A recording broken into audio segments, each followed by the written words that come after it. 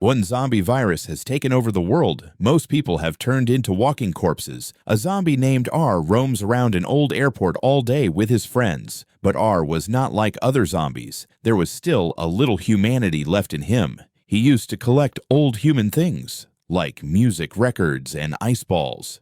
His heart was yearning for love, but he was unable to say anything other than compassion. His best friend was another zombie named M. There was a sense of peace between them.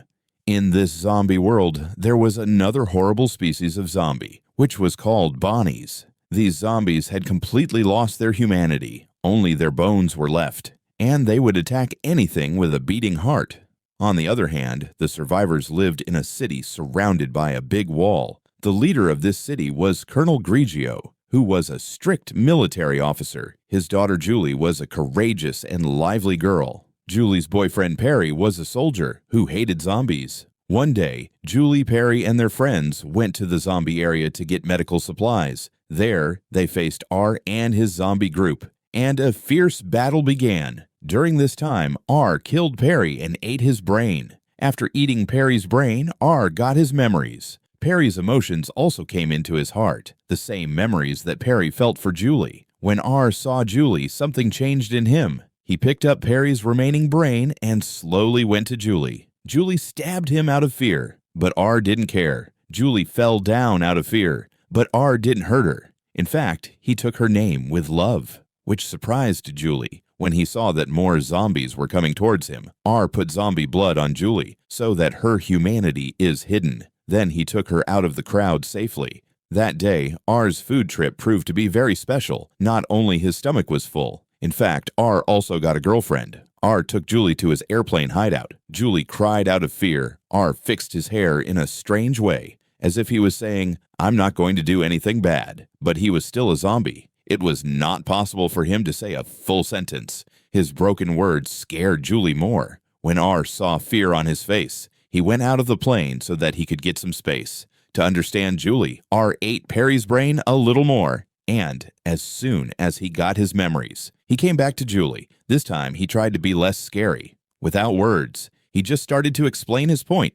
He picked up a music record and played his favorite song, as if the song was saying what was in his heart. Julie was looking at him with surprise. She was not able to understand. What does this zombie really want? The next morning, Julie said that she was hungry and asked R to bring food. R agreed immediately, without thinking that Julie was actually distracting him so that he could run away. Julie thought that she would get out of here easily, but before going a little further, she found more zombies. She hid behind an airplane tire, but the zombies had a very strong sense of smell. They caught her human face. When they were coming closer, R suddenly followed them. He explained to Julie, "Don't try to run. There is a lot of danger outside." He again put zombie blood on Julie's face so that her face would be hidden, but it was not easy to deceive the eyes. For safety, R made Julie practice walking like a zombie. In between, his mistakes were corrected. Gradually, Julie got lost in the crowd. Now she was really hungry, so R took out his food and shared his expensive beer with her. After this small meeting, Julie's fear began to reduce. The two started talking to each other, as if two strange people are trying to understand each other. But when Julie said that she wanted to go home, R refused. There was still a lot of danger outside. He promised that when everything will be safe, then he will drop her home. Julie said yes, out of helplessness. In the next few days, the two enjoyed riding a bike on the runway, sometimes listening to records, sometimes playing useless games. The two started looking like a normal couple. Julie almost forgot that R is a zombie. Zombies could not sleep. That's why R used to watch Julie every night. He used to get a strange peace by doing this. But this peace was not going to last long. One night, R saw that Julie has disappeared. He ran out of fear. He saw that she was surrounded by zombies. Julie fought with all her might, but there were too many zombies. R's friend M caught Julie. At the right time, R came there and saved Julie. For that girl, R attacked his best friend. M was completely shaken. For him, zombies meant just eating humans.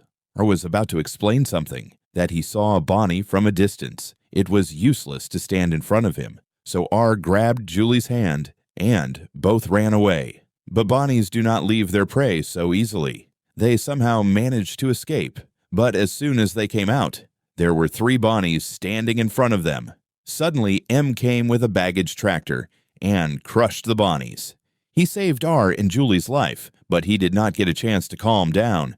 That more zombies came in front of him, but these zombies were different from bunnies. When they saw that R was holding a human's hand, they had a strange look on their faces. They did not attack. R and Julie saw the opportunity. They picked up a sports car and left from there in heavy rain. R wanted to say something, but he was afraid to speak.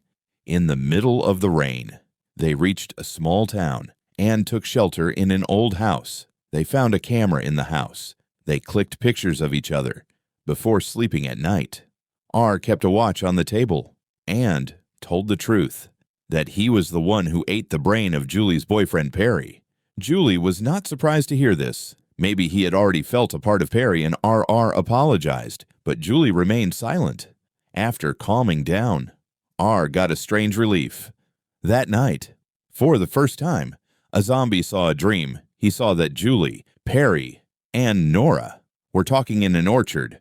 R went to them and asked Julie, "Will you be my girlfriend?" Julie did not answer. R woke up from the dream. He looked around, but Julie was missing. Maybe she had really left. Still, R was calm. After all, humans and zombies can never be the same. Julie went back to quarantine John, and R started returning to his old life. But the strange thing was, why was a zombie standing in the rain and feeling cold? That's when M came face to face with some zombies. After Julie and R left, M found a poster in which 2 people were holding hands. That poster reminded M of R and Julie. Gradually, other zombies followed M and started remembering their memories, and their dead hearts started beating again. It was a sign that they were becoming humans again. But Bones felt this change. For him, these changing zombies were traitors. He removed them from his group. Bones blamed R and Julie, that their relationship has ruined the entire zombie world. Now Bones set out to hunt both of them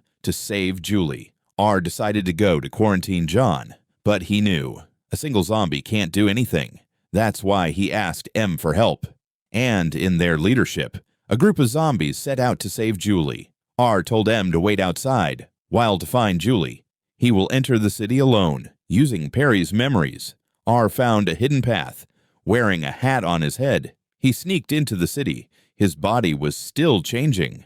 After a while, he reached in front of a beautiful house, which was Julie's house. He waited outside for a long time until he saw Julie on the balcony. When Julie saw R, she was shocked. She opened the door immediately, called him inside, and hugged him tightly. As soon as she felt the warmth of R's body, she was sure that he was really changing. R told Julie that now many more zombies are changing, and Bones is coming to kill everyone.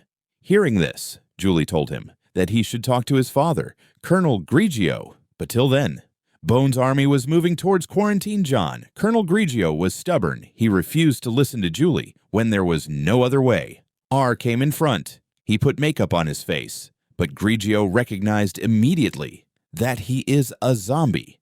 Without thinking, he pointed a gun at R. R wanted to say something, but Grigio refused to hear a word. At that moment, Nora pointed her gun at Grigio so that Julie and R could get a chance to escape. As soon as they reached outside, they saw that many zombies had gathered. Everyone was on the way to become half-human. Then Bones came. Suddenly, Bones' army fell down from the sky, and a war started. Bones was right behind R and Julie, so both of them started running to escape. Then the human army also reached. They were surprised to see this. After some time, soldiers also joined the fight against Bones. While running, R and Julie collided with a group of Bones, and both of them opened a door. But there was no way inside. Bones was coming closer, so R grabbed Julie's hand without thinking, and both of them jumped into the pool. The pool was not that deep, so R collided with Julie, and Julie survived. But when R did not come up, Julie got scared. She dived into the water and pulled R out, and at that moment, R regained consciousness. Both of them shared a loving kiss. R's eyes were now completely human, but at that moment, a bullet hit his chest, which was shot by Colonel Grigio because he was still not able to accept their relationship. Julie tried her best to make him understand, But at that moment, R's wound started bleeding, but zombies do not bleed. Seeing this, Grigio's face changed, and he dropped the gun. Soldiers also kept their weapons. Humans had accepted R. Finally, half of the humans and zombies killed Bones. Bones could never become a human again. Those who survived, they were left to die of hunger. Those who were semi-infected, they started living like humans again. Gradually, the city started becoming normal again, and sharing the same umbrella in the rain. M and Nora came together. R had completely become a human. Standing with Julie, he was watching the sun setting far away, and a quarantine wall was broken behind them, which was a sign that the zombie era was over. Finally, it was proved that sometimes love can really change the world, and this is where the movie ends. Thanks for watching. Hit the subscribe button and turn on the bell icon so you never miss a new video.